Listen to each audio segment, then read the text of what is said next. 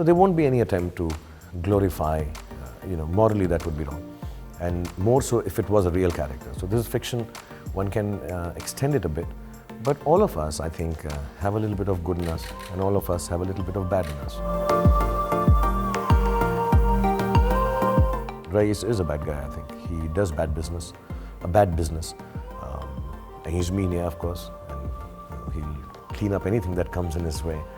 But the good trait is that he can stand up and take responsibility for his actions. And I think that kind of shines through just in the character, not in the storytelling that we will force you in the end, that you gotta like him because he's a good guy. No, I think it's actually that's what makes it interesting and maybe chancy. Right. That we are not taking a side. We'll keep it open-ended. And you may go back thinking, I like him or I don't like him, and that's absolutely all right. You don't have to love him at all. It's not that kind of film. It's not Chennai Express where you have to love the guy. No, you don't have to. I just can't do it in front of camera. I mean, they've caught me secretly on camera abusing people. I can do it in real life. Right.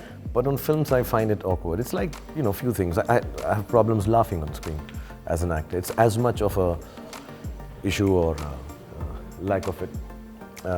But I just think it's just difficult for me to do it. I tried it a couple of times in films, and I can't even say dog, and I find it awkward to say it. Yeah, so it's not me trying to play it up that I'm a family hero. No, it's just difficult for me as an actor to do it, and you can avoid it.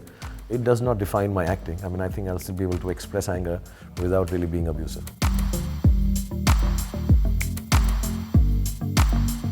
Just because you're interested in a bad person story does not make you a bad person, necessarily. It's not like likes attract.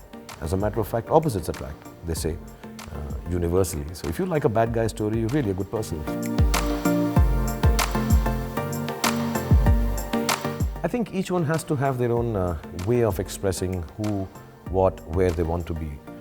I think we have to stop being, not only as journalists, but everything is an editorial. Everything's got a point of view, and everything's taking a side. We make it subjective. Yeah, we make it too subjective. I think you can't judge people, their way of thinking, their way of being genuinely. I mean, I think each one has his or her own circumstances, their own way of thinking, believing, and you've got to allow everyone to have the freedom of being their own person.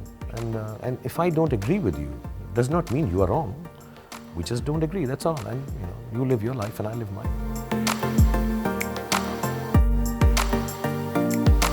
The marketing of this film is being done the way we designed it. Okay. I mean, I like to believe I market every film differently according to the film. So this film need not have been marketed like that. And the role that the Asya plays in the film is very different from how Deepika is in Om Shanti Om. So the launches have to be different. That's not been affected at all. And it won't be, because the whole idea of launching a film is to inform people about what's happening. And I think we've been doing that through the trailers, through the songs. And this is it. I mean, we're 2 days before, and I think I'm still overdoing it. I should have actually stopped it 2 days ago. But I think old habits die hard. You're like, oh, let me just go to Dubai once. But no, see, I think it's too long a subject spoken about. I'm actually bored of this discussion, to be really honest.